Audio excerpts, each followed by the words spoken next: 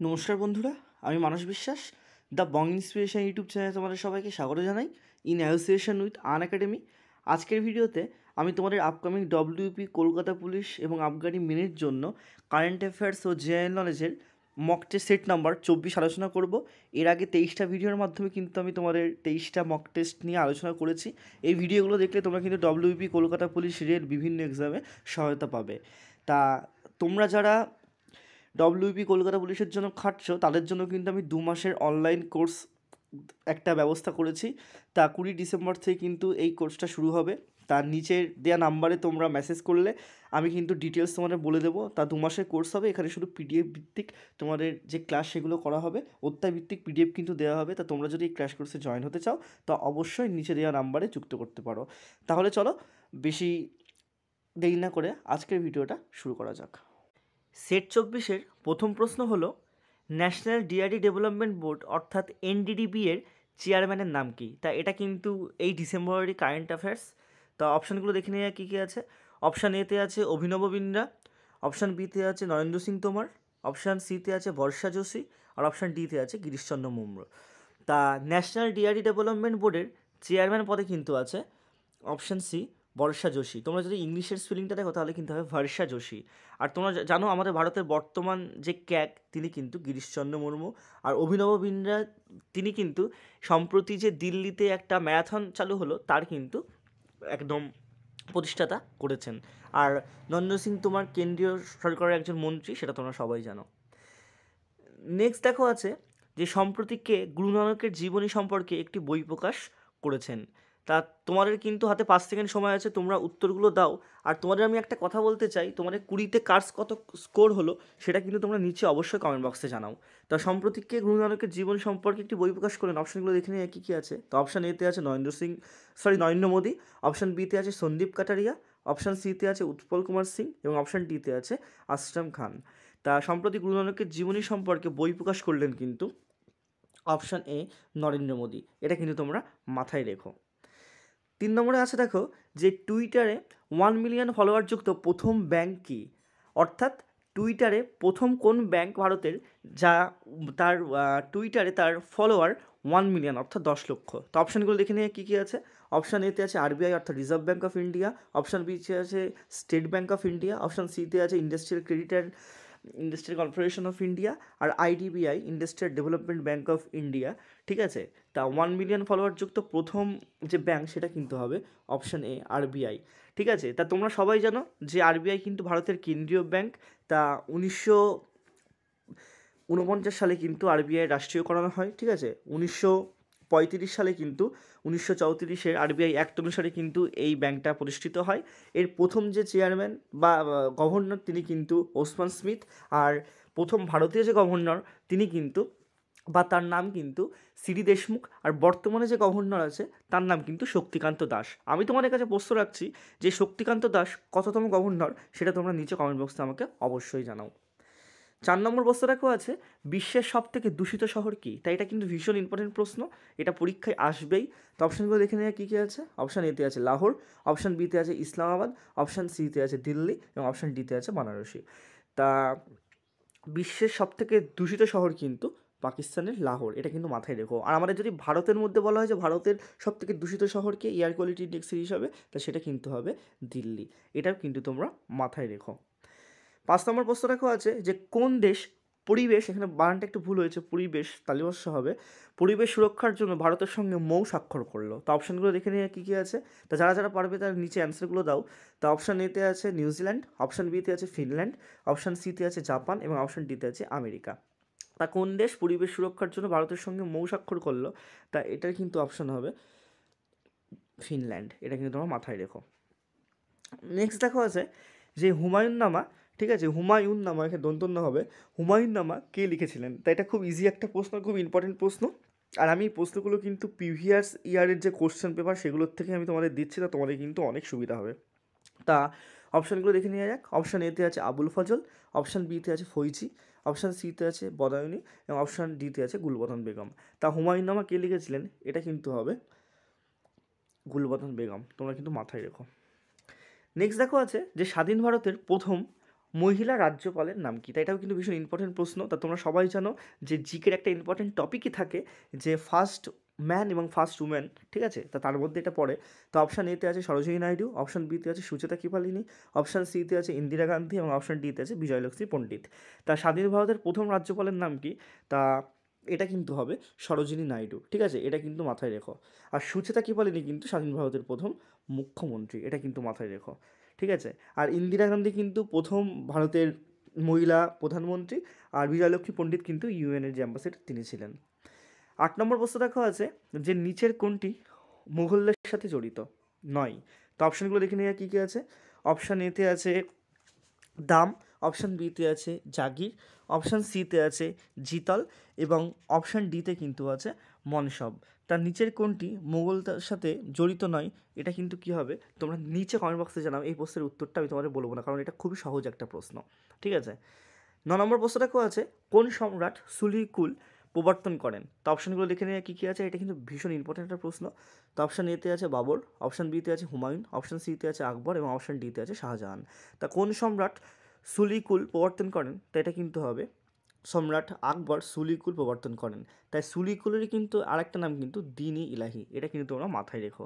তা এটা কত সালে প্রবর্তন করেন সেটা তোমরা নিচে কমেন্ট বক্সে আমাকে জানাও, ঠিক আছে? 10 নম্বর প্রশ্নটাও আছে যে শেষ কোন মুঘল সম্রাট ময়ূর সিংহাসনে বসেছিলেন? তো অপশানগুলো দেখে নিয়ে কী কী আছে। অপশান এতে আছে বাহাদুর শাহ জাফর, অপশান বিতে আছে মোহাম্মদ শাহ, অপশান সিতে আছে আকবর এবং অপশান ডিতে আছে দ্বিতীয় শাহ আলম। তা শেষ কোন মুঘল সম্রাট ময়ূর সিংহাসনে বসেন? এটা কিন্তু হবে অপশান বি মোহাম্মদ শাহ, এটা কিন্তু তোমরা মাথায় রেখো। 11 নম্বর প্রশ্ন দেখো আছে যে আমির খসরুর আসল নাম কি? তাই এটা খুব ইম্পর্টেন্ট একটা প্রশ্ন। তো অপশানগুলো দেখে নিয়ে কী কী আছে। অপশান এতে আছে মোহাম্মদ ইসলাম, অপশান বিতে আছে আব্দুস সামাদ, অপশান সিতে আছে মনসুর এবং অপশান ডিতে আছে আবু রিহান। তা আমির খসরুর আসল নাম কি? এটা কিন্তু হবে অপশান ডি আবু রিহান, এটা কিন্তু তোমরা মাথায় রেখো। 12 নম্বর প্রশ্ন দেখো আছে যে মরু অঞ্চলে লবণাক্ত হ্রদকে কী বলা হয়? তো অপশানগুলো দেখে নেওয়া কী কী আছে। অপশান এতে আছে ধান্ধ, অপশান বিতে আছে কয়াল, অপশান সিতে আছে ফালি এবং অপশান ডিতে আছে ভুর। তা মরু অঞ্চলে লবণাক্ত হ্রদকে কী বলে? এটা কিন্তু হবে অপশানে ঝান্ধ, এটা কিন্তু তোমরা মাথায় রেখো। 13 নম্বর প্রশ্ন লেখা আছে যে কাশ্মীর হিমালয় কোন নদী অববাহিকায় অবস্থিত? এটা খুব ইম্পর্টেন্ট প্রশ্ন একটা। তো অপশানগুলো দেখে নিয়ে কী কী আছে। অপশান এতে আছে বিপাশা, অপশান বিতে আছে বিতস্তা, অপশান সিতে আছে শতদ্রু এবং অপশান ডিতে আছে ইরাবতী। তা তোমরা সবাই জানো যে বিয়াস, চেনাব, রাভি, বিয়াস এবং সুলতেজ, বা ঠিক আছে ঝিলাম তাহলে বিপাশা বিতস্তা, বিপাশা হচ্ছে বিয়াস, শতদ্রু কিন্তু সুলতেজ বলা হয় আর রাভিকে ইরাবতী বলা হয়। তা এটা এই তিনটেই কিন্তু তোমার সিন্ধু নদের উপনদী, এই চারটে সিন্ধু নদের উপনদী। তা কাশ্মীর হিমালয় কোন অববাহিকার অবস্থিত? তা এটা কিন্তু হবে অপশান এ বিপাশা, এটা কিন্তু তোমরা মাথায় রেখো। 14 নম্বর প্রশ্নটাও আছে যে টোডা উপজাতি দেখতে পাওয়া যায় কোথায়? তো অপশানগুলো দেখে নেওয়া কী কী আছে। অপশান এতে আছে নীলগিরি, অপশান বিতে আছে কার্ডামাম, অপশান সিতে আছে পশ্চিমঘাট এবং অপশান ডিতে আছে বিন্ধ্য পর্বত। তা টোডা উপজাতি দেখতে পাওয়া যায় কোথায়? তা এটা কিন্তু হবে অপশানে নীলগিরি, তোমরা কিন্তু মাথায় রেখো। নেক্সট দেখো আছে যে ইন্ডিয়ান ওপিনিয়ন কার লেখা? তো অপশানগুলো দেখে নেওয়া কী কী আছে। অপশান এতে আছে নেহেরু অর্থাৎ জওহরলাল নেহেরু, অপশান বিতে আছে বিপিন চন্দ্র পাল, অপশান সিতে আছে দাদাভাই নৌরোজি এবং অপশান ডিতে আছে মহাত্মা গান্ধী। তা ইন্ডিয়ান ওপিনিয়ন কার লেখা? এটা কিন্তু হবে অপশান ডি মহাত্মা গান্ধীর লেখা। তা এবার তোমরা কিছু একটা দেখে নাও। যারা যারা ওয়েস্ট বেঙ্গলের বিভিন্ন পরীক্ষার জন্য প্রস্তুতি নিচ্ছ তাদের জন্য আনএকাডেমি কিন্তু একটা বিশেষ সুযোগ এনেছে। তোমরা বিভিন্ন ফ্রি কোর্স একটা কোডের মাধ্যমে কিন্তু আনলক করতে পারবে। তা কোডটা তোমাদের দেখো নিচে এখানে দেওয়া আছে MANAS PSC অর্থাৎ মানুষ PSC।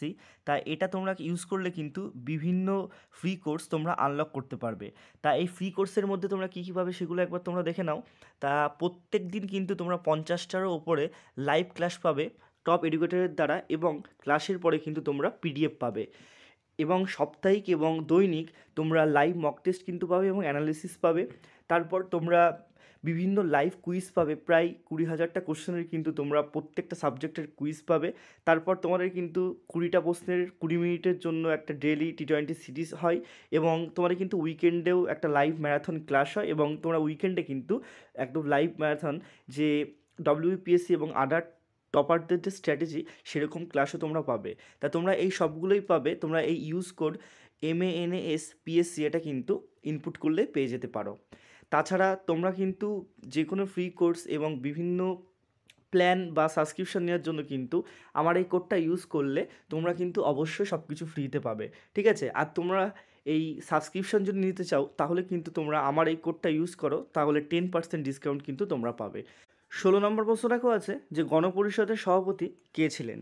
তা অপশান এতে আছে জওহরলাল নেহরু, অপশান বিতে আছে বল্লভভাই প্যাটেল, অপশান সিতে আছে মৌলানা আবুল কালাম আজাদ এবং অপশান ডিতে আছে রাজেন্দ্র প্রসাদ। তা গণপরিষদের সভাপতি কে ছিলেন? এটা কিন্তু হবে অপশান ডি রাজেন্দ্র প্রসাদ। তা তোমাদের 20তে কার্স কত স্কোর হচ্ছে তোমরা কিন্তু সেটা নিচে অবশ্যই কমেন্ট বক্সে আমাকে জানাবে, ঠিক আছে? আর তোমরা প্রত্যেক দিন সন্ধ্যে 7টার সময় কিন্তু এরকম মক টেস্ট পেয়ে থাকবে। তা মানব শরীরের কোথায় রক্ত পরিস্ফুট হয়? তো অপশানগুলো দেখে নিয়ে কী কী আছে। অপশান এতে আছে ফুসফুস, অপশান বিতে আছে বৃক্ক, অপশান সিতে আছে যকৃৎ এবং অপশান ডিতে আছে অগ্নাশয়। তা মানব শরীরের কোথায় রক্ত পরিস্ফুট হয়? এটা কিন্তু হবে অপশানে ফুসফুসে, এটা কিন্তু মাথায় রেখো। 18 নম্বর প্রশ্ন লেখা আছে মানবাধিকার দিবস প্রতি বছর কবে পালন করা হয়? তা WP 2019-এর মেন পরীক্ষায় কিন্তু এটা এসেছিল।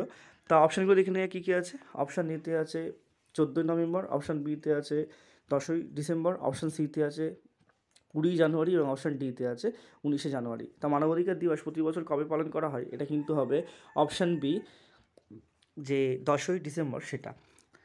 19 নম্বর প্রশ্নটাকেও আছে যে এলাহাবাদ প্রশস্তি কে রচনা করেছিলেন? তো অপশানগুলো দেখে নিয়ে কী কী আছে। অপশান এতে আছে বাণভট্ট, অপশান বিতে আছে হরিসেন, অপশান সিতে আছে সন্ধ্যাকান্ত নন্দী এবং অপশান ডিতে আছে আবুল ফজল। তা এলাহাবাদ প্রশস্তি এটা কিন্তু রচনা করেন হরিসেন। এটা কিন্তু খুব ইম্পর্টেন্ট প্রশ্ন। তা তোমাদের কাছে আমি জিজ্ঞাসা করছি যে সন্ধ্যাকান্ত নন্দী, আবুল ফজল এবং বাণভট্টের লেখা গ্রন্থগুলো যে কোনো সবগুলোর একটি করে নাম বলো। আজকে শেষ প্রশ্নটাকেও আছে যে কাংলা ফোর্ট কোন রাজ্যে অবস্থিত? তাই এটা কিন্তু ভীষণ ইম্পর্ট্যান্ট একটা প্রশ্ন। তার আগে তোমাদের আমি একটা কথা বলতে চাই, তোমরা প্রত্যেক দিন সন্ধ্যে 7টার সময় কিন্তু এরকম ক্লাস পাবে, আর তোমরা এর পরবর্তীতে কী ক্লাস করতে চাও সেটাও বলবে। আর আমি কিন্তু 20 ডিসেম্বর থেকে তোমাদের জন্য WP, আবগারি মেন এবং কলকাতা পুলিশের জন্য ক্লাস করাতে শুরু করছি। তা তোমরা জয়েন হতে পারলে জয়েন হয়ে যাও। তো অপশানগুলো দেখে নিয়ে কী কী আছে। অপশান এতে আছে মণিপুর, অপশান বিতে আছে গুজরাট, অপশান সিতে আছে দিল্লি এবং অপশান ডিতে আছে মহারাষ্ট্র। তা কাংলা ফোর্ট কোন রাজ্যে অবস্থিত? এটা কিন্তু হবে অপশানে মণিপুর। তা এই ছিল আজকের প্রশ্ন। তা তোমরা আনএকাডেমির ফ্রি যে কোর্সগুলো সেগুলো যদি তোমরা আনলক করতে চাও তাহলে কিন্তু তোমাদের এই কোডটা দিতেই হবে। তা কোডটা আমি আবারও বলছি, এটা আমারই কোড MANASPSC অর্থাৎ মানুষ PSC। এটা তোমরা ইনপুট করলে কিন্তু তোমাদের কোর্সগুলো আনলক হয়ে যাবে। তা তোমরা কিন্তু সেখানে অনেক মক টেস্ট দিতে পারবে, বিভিন্ন টপারদের স্ট্র্যাটেজি দেখতে পারবে, সব কিছুই করতে পারবে। তা তোমাদের বেশি কিছু করতে হবে না, তোমরা জাস্ট প্লে স্টোরে গিয়ে আনএকাডেমি অ্যাপটা লগ ইন করবে। ইনস্টল করে লগ ইন করার পর কিন্তু তোমরা এই কোডটা দিলেই তোমরা বিভিন্ন ফ্রি কোর্স কিন্তু পেয়ে যাবে। তা সবাই সুস্থ থেকো, ভালো থেকো, ধন্যবাদ।